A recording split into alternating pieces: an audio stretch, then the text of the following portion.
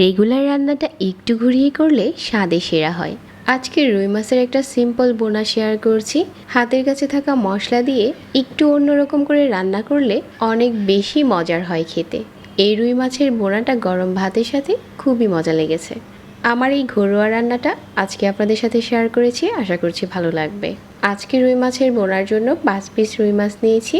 তো প্রথমে লবণ, হলুদ আর মরিচের গুঁড়া দিয়ে ভালো করে মাখিয়ে নিচ্ছি।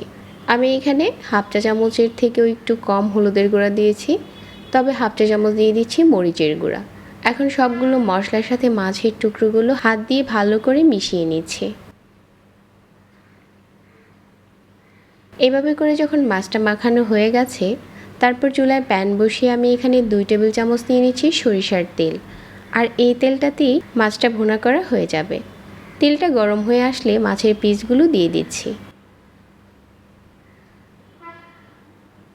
আর একটা পাশ লাল হয়ে যাওয়ার পর উল্টে দিচ্ছি। আর এভাবে করে দুটো পাশই ভালো করে ভেজে নিচ্ছি। মাছ ভাজার সময় একটু ধৈর্য সহকারে ভাজতে হবে, কারণ মাছ ভুনার মাছটা একটু ভালো করে ভাজতে হয়। মাছটা ভালো করে ভাজা হয়ে গেছে, আর এখন প্যান থেকে উঠিয়ে নিচ্ছি। এই একই প্যানে আমি দিয়ে দিচ্ছি হাফ চা চামচ আস্ত জিরা, আর এখানে হাফ চা চামচ দিয়ে দিচ্ছি আস্ত কালো জিরা। একটা মিহি পেঁয়াজ কুচি দিয়ে দিচ্ছি। পেঁয়াজটা একটু কুচি করে নিতে হবে। এখন ভালো করে তেলের সাথে কিছুক্ষণ নেড়েচেড়ে এই মশলাটা ভেজে নিচ্ছি। আর 1 চা চামচ দিয়ে দিচ্ছি আদা আর রসুন বাটা। আদা রসুনটা দেওয়ার পর আবারও মিশিয়ে নিচ্ছি, যাতে আদা রসুনের কাঁচা গন্ধটা চলে যায়।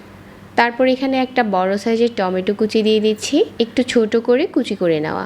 হাফ চা চামচ দিয়ে দিচ্ছি লাল মরিচের গুঁড়া, আর হাফ চা চামচ দিয়ে দিচ্ছি ধনিয়ার গুঁড়া। 1/4 চা চামচ দিয়ে দিচ্ছি হলুদের গুঁড়া। হলুদের গুঁড়াটা বেশি দেওয়ার দরকার নেই, কারণ আমরা মাছটা প্রথমে হলুদ দিয়েই ভেজেছিলাম। এখানে যদি হলুদটা বেশি দেওয়া হয় তাহলে খেতে ভালো লাগবে না। সবগুলো মশলার সাথে নেড়েচেড়ে মিশিয়ে নিয়েছি। আর এখানে অল্প একটু পানি দিয়ে টমেটোর সাথে এই মশলাগুলো ভালো করে কষিয়ে নিচ্ছি, যাতে করে টমেটোটাও নরম হয়ে আসে আর মশলাটাও ভালো করে কষানো হয়ে যায়। এখন মাছের টুকরোগুলো দিয়ে পানি দিয়ে দিচ্ছি আমি এখানে 1 কাপের মতো।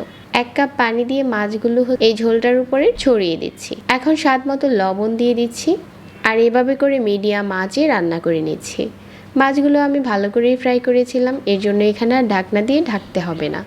শুধু মাঝারি আঁচে নেড়েচেড়ে মাছটা ভুনা করে নেওয়ার পালা। ঠিক নামানোর আগ মুহূর্তে দিয়ে দিচ্ছি ধনেপাতা কুচি, আর মাঝখান থেকে কেটে নেওয়া 4-5টার মতো কাঁচামরিচ। এখন আমাদের মাছের ভুনাটা হয়ে গেছে। একটু স্বাদ ঘুরিয়ে যদি এভাবে করে আমরা মাছ ভুনা করি, খেতে অনেক বেশি মজার হবে। আশা করছি আমাদের আজকের রেসিপি সবার কাছে ভালো লেগেছে। এরকম আরও সহজ রেসিপি পেতে চাইলে চ্যানেল সাবস্ক্রাইব করবেন আর আমাদের পেজ ফলো করবেন। সবাইকে ধন্যবাদ জানিয়ে আজকে এখানেই বিদায় নিচ্ছি। আল্লাহ হাফেজ।